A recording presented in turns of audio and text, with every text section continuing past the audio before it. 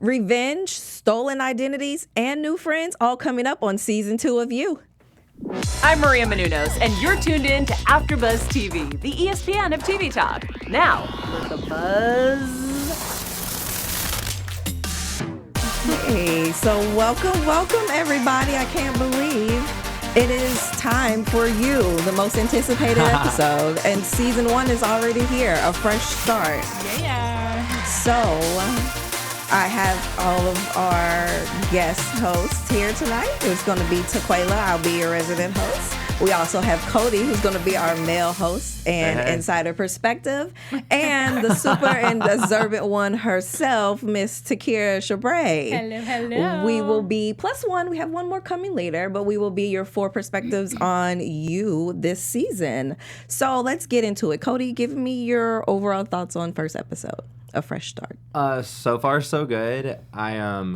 It's still, the show gives me a little bit of anxiety, but in a good way. I'm always like waiting for the next thing to happen, and they've done a great job with the start of this season. I'm very eager to get into episode 2. Thanks, Cody. What about you, Takira?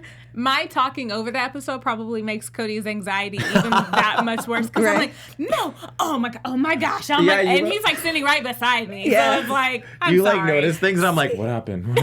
And I'm still sitting there the whole time trying to keep mellow because I know how quick things can turn or twist or a new thing comes up and it gives me a whole nother revelation. So I'm sitting there trying to plot, prediction this. Oh no, well, that's already escaped out. Yeah. So it kind of goes hand in hand. Yeah. I think we'll first talk about, we'll kind of get into the nitty gritty carryover from last season into this one. We found that Candace is alive. Yeah. So what are your thoughts or possibilities on her revenge, and how do you think she's going to enact that to Joe? Or are we calling him Will? I guess he's Will now. We'll call him Will. So when we talk about him and Candace, he's Joe. But okay, we'll call him Joe. We'll kind of. He'll always be Joe. Let's start there. Okay, he'll great. Always be Joe. So what do you think the revenge Candace will pose on Joe will be like? What does it look like? This is like very interesting because it kind of leads to going back to my anxiety with the show. Uh-huh. I don't trust like any of the new people we've met, and I feel like they somehow are tied back to Candace because her whole thing was like, oh, I'm gonna make your life fall apart around you. Like that's my revenge. Like you can't go to jail. Like I'm not gonna turn you in. I'm not gonna kill you. Right. I'm gonna make your life fall apart. And I feel like I don't trust like any of these new characters. I'm like, you have a connection with Candace, or you have a connection with Candace. I just don't see it yet. Yeah. That's a great perspective. I didn't even think about that. Okay, I'm going to have to keep that in notes so we can come back to that in later episodes. Takira, how about you? That was one of my predictions. I would say her revenge is definitely going to be, one, she's already done it. She's gotten inside of his head. So he's already walking down the street paranoid, thinking that she's watching. So she's already done half of her revenge. Like, I'm alive. That's going to eat you up inside. You are paranoid like crazy. But I don't think she'll hunt him down in LA, but I 100% think she's going to align the right people that he would never even expect, and that person's going to do exactly to him like he did to others. So I'm going to agree with you both. I think, Cody, your perspective just heightened mine a little more because I feel like Candace is going to be his match. Usually he can get around and wheel his way out of things. He and we know how many murders did he commit last season that he got away with. But I think Candace is going to be his match. And then I like to tag on to what you said, Cody, how somebody in this new season of Circles is kin to her, or they've been working and plotting against him for so long that I wouldn't be surprised if it's Love Quinn, but we'll never know. We'll see soon enough in the season. But yes, the nice prediction talk will be amazing. Yeah, it will be. It's going to be interesting how often it twists and turns throughout just the season as well. Oh yeah. So we'll talk a little bit about Candace. Were you at all? What's the right word? At all surprised at how calm she is in enacting her revenge or coming to face with the person who ultimately left her for dead? I don't want to say I was surprised. It's just it's eerie the way she's so calm. Like she comes in and she's just, oh, I just want French fries and a milkshake. And he's like, no, what on earth do you want from me? I thought you were dead. Right. And she's like, I just want French fries. We'll talk about it.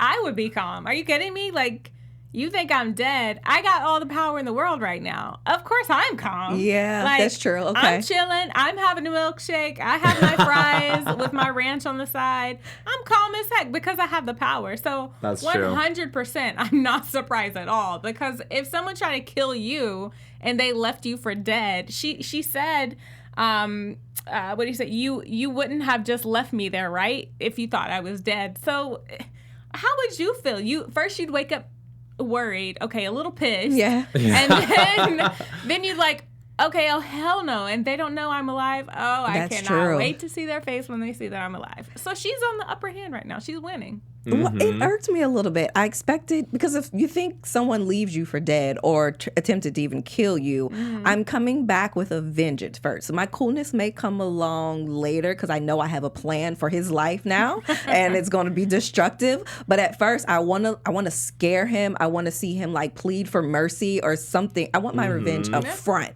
And then I'm going to torture you. Exactly. That may sound a little crazy. I'm sorry. But yeah, and later I'm going to maybe so. I might have to agree with the psycho parts in the show. So we'll get to that. She's had so much time to think about her revenge too. Like she even says like, oh, I saw Beck's book came out 4 months ago. And that's when I was like, oh, you did it again. So she's been thinking about it for at least 4 months. Like, how am I going to get him? She's been, technically dead, or air quotes here for those of us listening. Like a year and a half? Yeah, something like that. So yeah, she's had some time.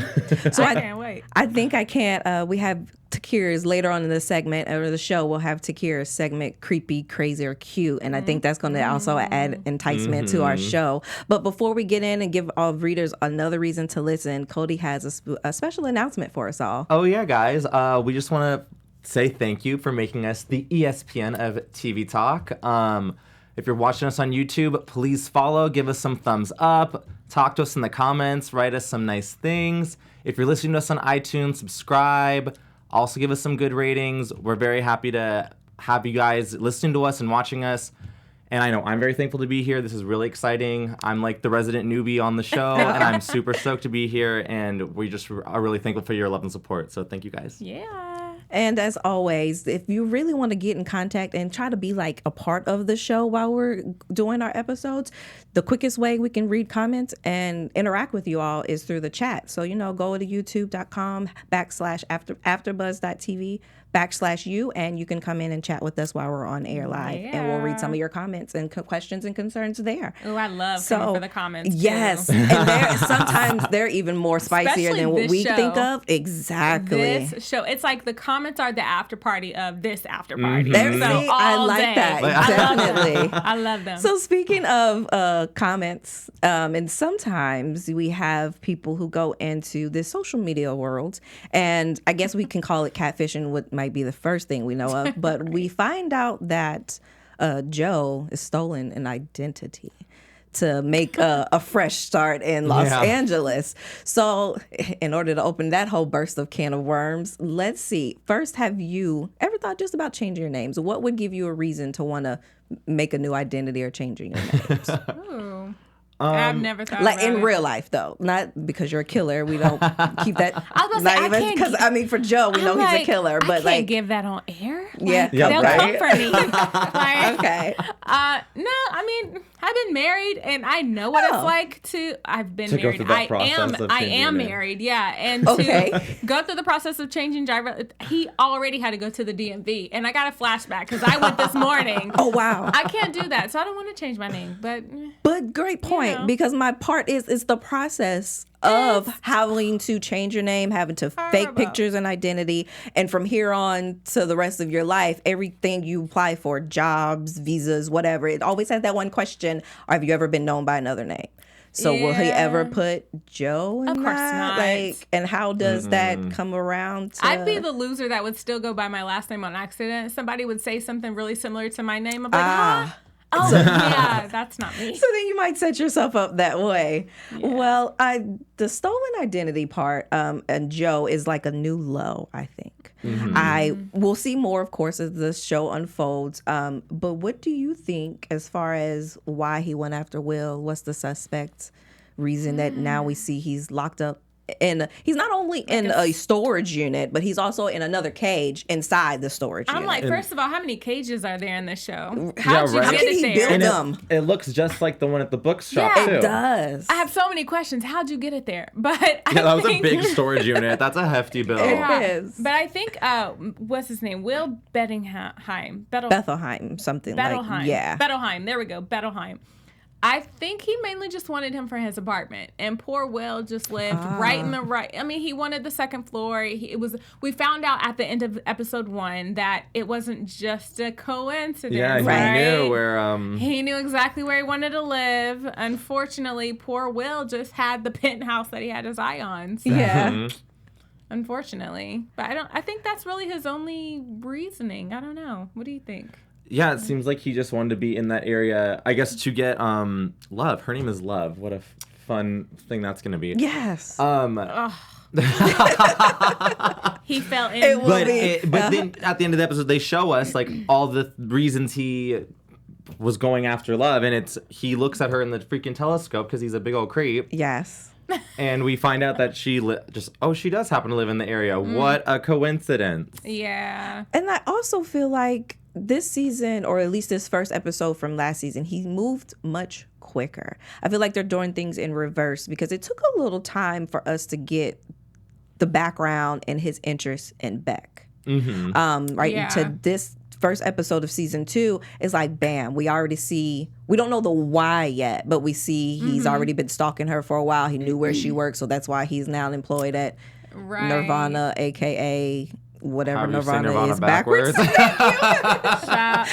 Anavrin. Anavrin. Okay, we'll take Anavrin. Takira's pronunciation for that. Thanks. Yeah. And then we also see just how already descriptive his plot is. So I wonder where the two bridges, and maybe it comes back to your thought from Candace, the two bridges though align from New York or from Brooklyn to LA. Like, why LA? So where does that come from? So I'll be interested in seeing that throughout the part of the story. I thought it was very interesting that at the beginning of the episode, we see that he's trying not to stalk her. And, like, you know, having his lovely fantasy on the outside and all that good stuff. He's, like, trying to be the good person to stop. But then we're like, dude, But it's what he's doing. You've been doing this for 2.5, 3 weeks or so, and we're just seeing, like, at first I felt bad for him. I was like, oh, he's trying to get better. Right. But I'm like, oh, wait a second. You've already been stalking her for 2 weeks. You might as well have your fantasy in the back of the restaurant. Like, I don't know. It's a little strange. So I felt bad for her because my thought process was like, oh, she's making it too easy for love? him. You felt for bad love. for love? Yeah, yes. she came in real Because I'm like, strong. you're making it too easy for him. You don't know who he is. And apparently, maybe she's still going through some type of emotional loneliness from losing her husband. From killing her. Early prediction? Okay. We'll wait till that part. We'll wait. But to give him, to be in so easy, and you don't know this guy. And she said he is smart, complex, and dark. Exactly. So I'm like, that may be what you want to look for, but because we know what Joe is capable of, just not in him. Please. Girl, keep your butt peaches to yourself. But right? Yeah, there we go. And we haven't seen any fringe yet of hers, but it makes me a little nervous because then I'm suspect of her as well. Are you trying to run game on Joe as well? So are you at some point going to clash because you have this whole, let me be genuine and be kind, and I see you and hear books that you may like, and you're bringing him in one realm, but you don't know how quick his mind can change on you. She read him just like he reads others. Exactly. She was like, it's not that you're uptight, you're old-fashioned, you like things, and it's literally the female version of him. And I'm like, oh, hold on a second, girl. And she has a love for books. Yes. Right, and like kind of like old school, like Way Man's Heart Is Through His Stomach. She freaking went out and fed him. did. She wined and dined him. As a guy, you would like drop that, like straight up. Like I have gone from hating people to loving them because they made me a peanut butter and jelly sandwich. I was like, it's like And that that'll be all nurturing it thing. takes. I'm like, that's all it takes. You might They're care, nice. or at least for today. My excitement a little bit from that, though, is that what if she is a mirror for Joe? and maybe they become friends because they are so close, and maybe she has, just a whole nother branch off of, now you have Joe and Love who are keeping my friends. prediction. Okay, so we'll get into it more then. Okay. I'm keeping it because it's so good.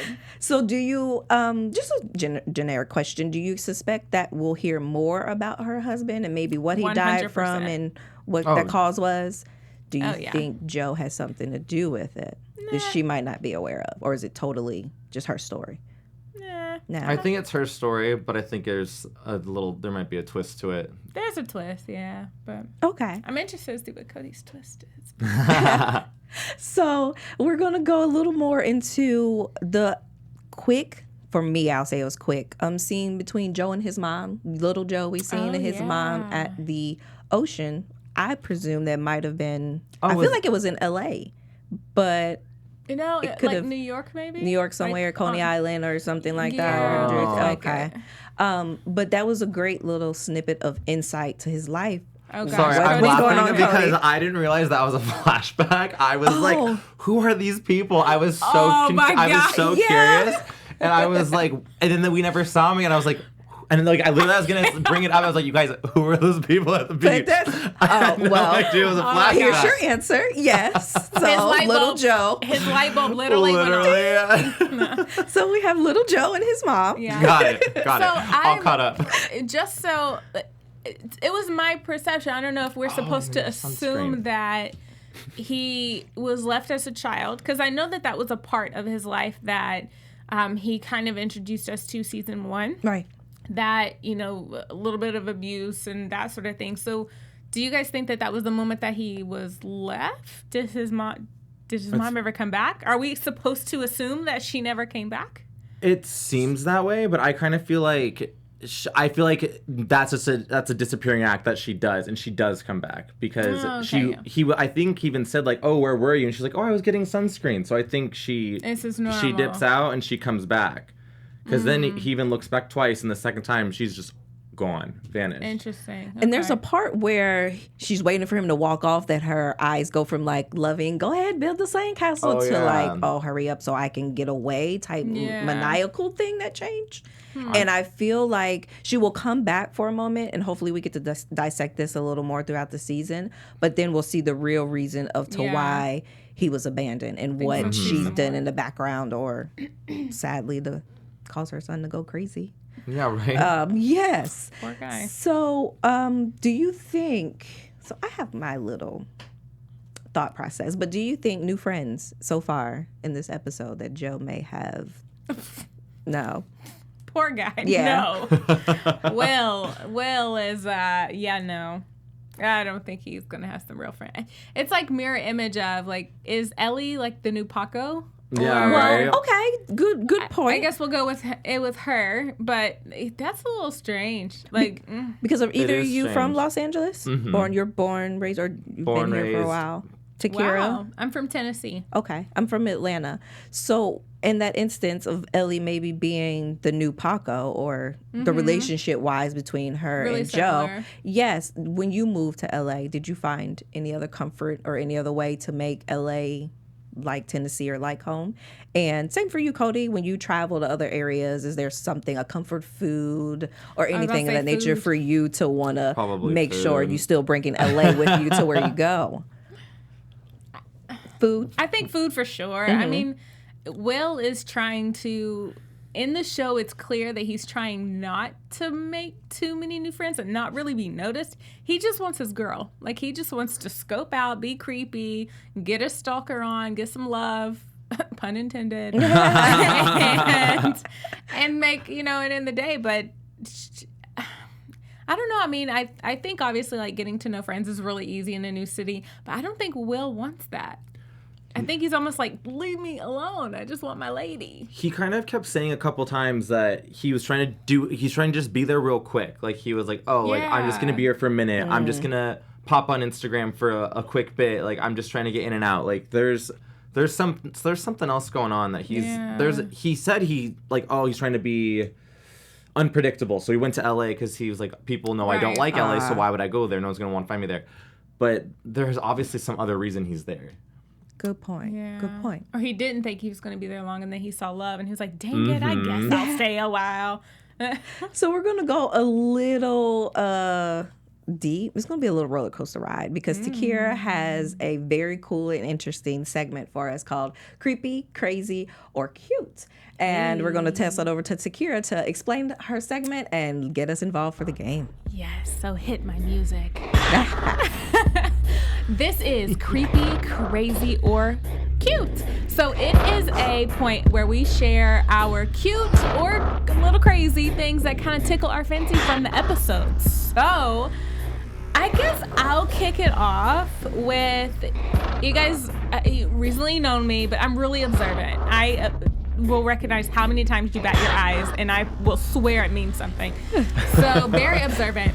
I think it's really creepy that he observes obviously everything that she wears, going to love, everything she's wearing, her shirt, it's dingy. You like all of that is so creepy.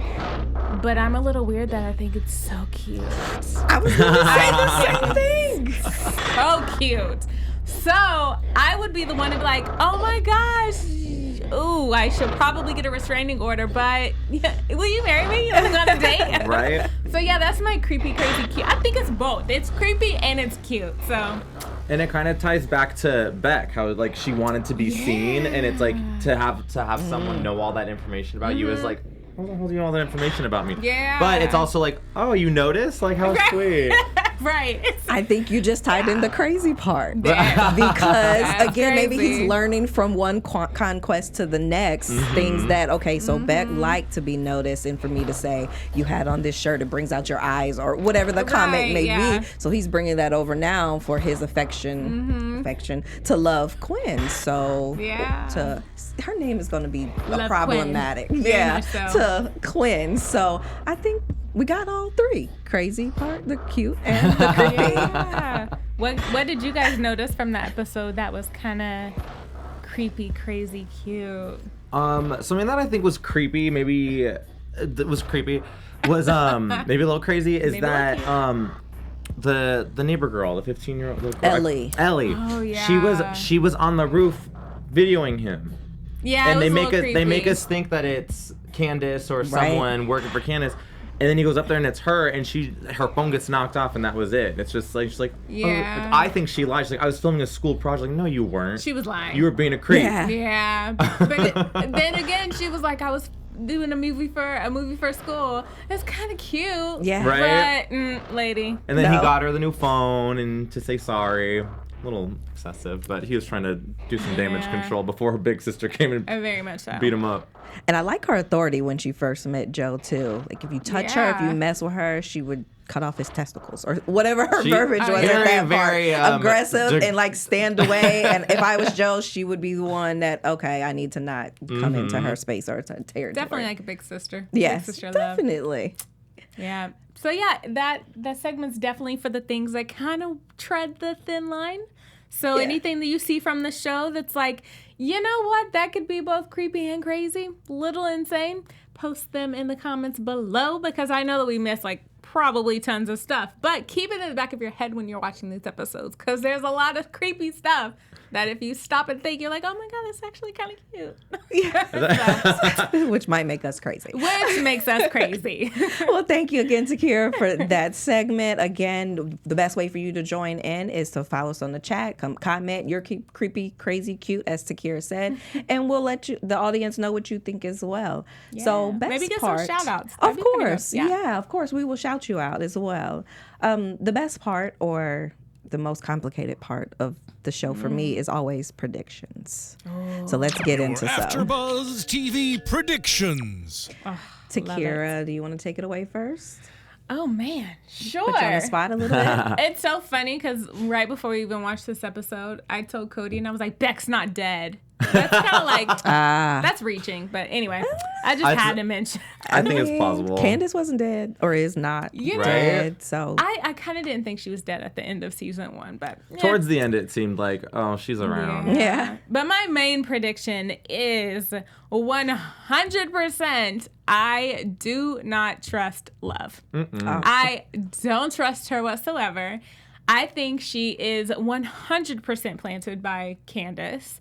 Or somebody in the Beck, like if she just, she's a very LA girl, maybe she moved, like I don't trust it.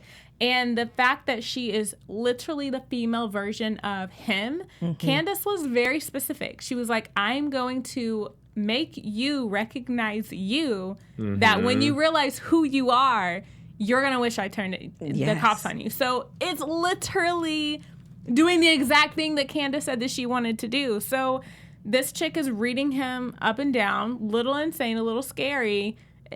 That's my prediction. I don't trust Love. Don't trust Love a bit. I completely agree with that. She came on way too strong. I think she, not to make it sound weirder than it is, I feel like she's bait for him. Like I think Candace is using her oh dude, like make it easy for him to freaking go for you. Yeah. And then, but I have a similar prediction with Love. Well, not similar, but another prediction about Love is I think that Love killed her husband. Because they were only together they were married she was married 3 years ago, so 2016. And then she was like, he died a year ago. And the first, I don't know why, but maybe that's just my sick brain. But the first thing I thought was she cooks, she poisoned him. Yeah. Because she said the doctors couldn't figure out why he was sick. Couldn't figure out why. And that was a good point. Literally in the middle of the show, he was like, she cooks, he poisoned. I was like, dang, you're good. I was like, I like him. That's a little... It's good. That is great insight to that, because I would not have thought about that, but now that you say that, it's a good point. Oh, yeah. You know what? Great thing we have tape, so we can go back and watch our predictions and see what actually comes true or not. I've been trying to, since we watched the episode, to find out what was the third friend, Peach, Beck, and I can't remember the third friend. Blythe. Okay. Her. I think she has something to do with one of the characters. I think she knows that he was a part of killing Peach. So I feel like if not Ellie and the PR lady, she's going to come back in the midst of knowing somebody in this circle. Ooh, and she's going to be the connection too. And maybe her and Candace are now friends because she's read Beck's book, and all of this can of beans and worms are going to spill out eventually throughout the season. Yeah, because her revenge is going to be trying to get the killer, Joe, of Peach's death. So I think maybe that's good. And she's always kind of been outside because Peach and Beck had that relationship when they for season 1. So I feel like because she's lost her friends. We don't know about Beck yet. That's what the air quotes were for. That she's going to be somebody else that's going to target Joe, but she can't show her face. So, and you know what? There was the chick in season 1. They were at a house party, Beck and Joe, and I can't remember the chick that went up to him, and she was like, "I know about you and Candace." Yeah. Remember? Her name was she was the Jessica dark hair. Yeah, I remember. And she was like, it's so crazy how she just up and disappeared like that. Yes. So, there has to be some people that kind of know. She was very nonchalant about it when they were talking. Yeah, and then it's like, wait a second, Candace, then Beck. That's a good prediction. I think we all are great because I'm getting excited now. I'll kind of twined it all in together, and it's eventually something of the 3 will come out. But again, as always, thank you for watching. We will be back next week with episode 2. And before we go, we'll have Cody tell you where you can find him for next week and throughout the week. You can find me on Instagram at Cody Epp, and you can also catch me on our L Word channel, Generation Q, as well as Project Runway. Yeah, and you can find me, Takira Shabrae, on Instagram and Twitter at Takira_Shabrae. And also in the comments, I love to come for the comments. I love to read them and respond, especially predictions and stuff, and drop your crazy, creepy cues. Hey, I like that. And of course, I'm Taquaila Jackson. You can follow me at Taquaila_I am. And stay tuned for us next week. We'll see you same time. Bye. Our founder, Keven Undergaro, and me, Maria Menounos, would like to thank you for tuning in to AfterBuzz TV. Remember, we're not just the first, we're the biggest in the world, and we're the only destination for all your favorite TV shows. Whatever you crave, we've got it. So go to AfterBuzzTV.com and check out our lineup. Buzz you later. The views expressed herein are those of the hosts only and do not necessarily reflect the views of AfterBuzz TV or its owners or principals.